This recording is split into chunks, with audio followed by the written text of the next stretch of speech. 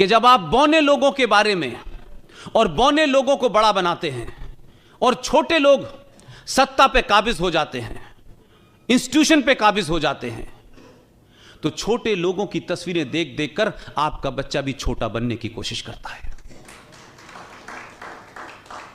और हमारे देश में तो बहादुरों को कायरता के साथ इतिहास ने दफनाया, समाज ने दफनाया, और समाज ने उन बहादुरों को, जिनकी बहादुरी का किस्सा किसी से छुपा नहीं था, उसको बताने में बड़े शर्मा शर्मा के बताया।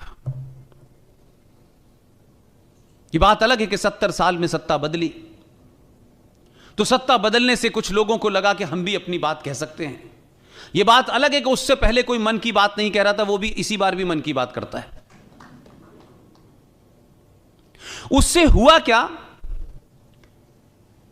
कि सुभाष चंद्र बोस के साथ क्या हुआ यह पूरे देश को पता चल गया, सावरकर के साथ क्या हो रहा है पूरे देश को पता चल गया। और कौन लोग थे जिन्होंने एक डॉक्यूमेंट पे साइन किए थे और भारत के आर्काइव में रखा हुआ था कि Subhash Chandra Bose is a war criminal, जिंदा या मुर्दा जब भी पकड़े जाएंगे, उस वक्त की ब्रिटिश सरकार, ये बात अलग है कि वो चले गए, उनके हवाले होगा। इस डॉक्यूमेंट को इस देश में किसने छुपाया और किस मकसद से छुपाया, और कौन लोग थे जिन्होंने यह जघन अपराध किया? ऐसे ही एक बहादुर है। हमारी समस्या यह है कि जो हमारे दिलों का हीरो है वो किताब में नहीं है, और जो किताब में पढ़ाया जा रहा है वो हमारे दिलों में नहीं है। हमारी संकट यह है, सरकार कुछ चाहती है, समाज कुछ चाहता है। समाज का हीरो कोई और है, सरकार का हीरो कोई और है।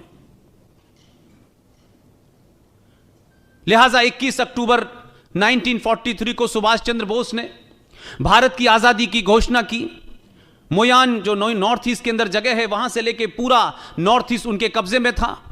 बंगाल के अखबार पढ़िए जाकर के बंगाल में, और 70 साल का जीवन कोई किसी भी देश के इतिहास में एक लम्हे के बराबर होता है। उन अखबारों में जाके पढ़िए कि सुभाष चंद्र बोस ने जब इस आजादी की घोषणा की तो बंगाल में बंगाली लोग अपने घरों के बाहर जो भी कुछ उनके पास हथियार था उसे लेके सुभाष चंद्र बोस का इंतजार कर रहे थे कि वो जब आगे बढ़ेंगे तो उनके साथ हम चलेंगे। 21 अक्टूबर को उस घोषणा के बाद इस देश में करेंसी भी जारी की और बैंक भी जारी हुआ, और दुनिया के 11 देशों ने, जिसमें यूएसएसआर जैसा देश शामिल है, उन्होंने उस सरकार को मान्यता दी। लेकिन षड्यंत्र कहीं और नहीं, आपके घर में हो रहा था। कुछ लोगों को ट्रांसफर ऑफ पावर से ट्रांसफर होकर के डीएम से पीएम बनना था, इसलिए उन्होंने तमाम समझौते किए। तो जो आदमी 43 के अंदर पूरे लाव लश्कर के साथ देश की आजादी की घोषणा करता है, 47 आते आते वो किस कॉन्स्पिरेसी का शिकार हुआ, यह देश को पता करने में 70 साल लग गए। और जिस शख्स को आपने भेजा उसने कम से कम सुना तो, हमारी तो कोई बात ही नहीं सुन रहा था। हमको तो राइट विंगर कहा जाता था, जबकि राइट विंगर से कहीं दूर दूर तक हमारा कोई लेना देना नहीं था। लेकिन बड़ी खामोशी से सुना, धैर्य के साथ सुना, तहम्मुल के साथ सुना, और सुनने के बाद इस नतीजे पे पहुंचा कि दुनिया भर से जितने डॉक्यूमेंट इकट्ठे किए हैं वो बिल्कुल सही हैं। और जब सही बात पता चल गई तो करेज देखिए, ये करेज आपने दिया है, देश ने दिया है, ये ताकत आपने दी है। आप ये मत मानिए कि आपने 23 मई का रिजल्ट देने के बाद आपने बहुत बड़ा काम कर दिया है। हर दिन यह एहसास कराना होगा कि देश तुम्हारे साथ है। जो साथ नहीं है वो उठ के चले गए, जो साथ नहीं है उनके बारे में कोई गलतफहमी नहीं रखना चाहता मैं। जो साथ हैं वो अपने साथ होने का परिचय दें। उसने पूरी बात को माना और 21 अक्टूबर को भारत के लाल किले पे दोबारा जाके झंडा फहराया। उन्होंने सुभाष चंद्र बोस की उस ख्वाहिश को पूरा किया जो उन्होंने शौकत मलिक से कहा था कि आपको झंडा फहराना है।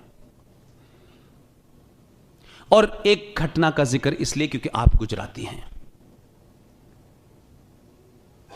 प्राइम मिनिस्टर हाउस से जब वो शख्स निकला और लाल किले तक जा रहा था, इस बीच में उन्होंने एक ट्वीट किया।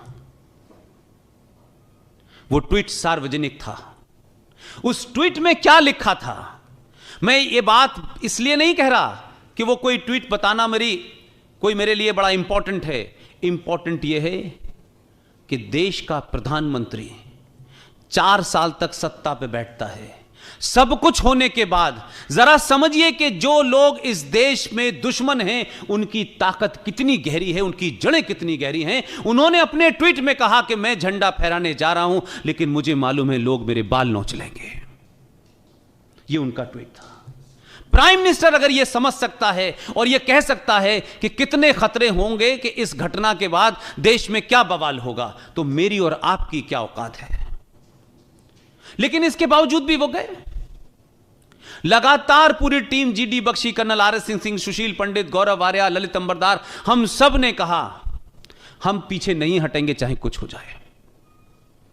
उसी दिन प्रधानमंत्री ने झंडा भी फहराया और देश के एक बड़े इतिहासकार को बुला के कहा कि मुझे 23 जनवरी, जिस दिन सुभाष चंद्र बोस का जन्मदिन होता है, मुझे इसी लाल किले के अंदर दुनिया का सबसे बेहतरीन सुभाष चंद्र बोस का म्यूजियम चाहिए। आप में से जितने लोग हैं और खासतौर से जो नई नई शादी करते हैं और शादी करने के बाद, मुझे अभी तक यह समझ नहीं आया भाई कि जब तक नहीं मालूम था तब तक तो ठीक था। शादी करने के बाद अच्छी खासी अपनी बीवी को लेकर के, जिसे आप चाहते हैं काफी साल जिंदा रहे, उसे सबसे पहले ले जाके ताजमहल में कब्र पे क्या दिखाते हैं आप कि तुम्हारी भी कब्र ऐसी बनाऊंगा। भाई मुझे बताइए, समझ में नहीं आया मुझे। जिस पूरे फ्रॉड नैरेटिव को क्रिएट किया कि ये मोहब्बत का ये निशानी है। अब ये मोहब्बत की निशानी कोई कब्र कैसे हो सकती है यार। और मुसलमान भी चाहते हैं, गैर इस्लामिक काम है तब भी कर रहे हैं।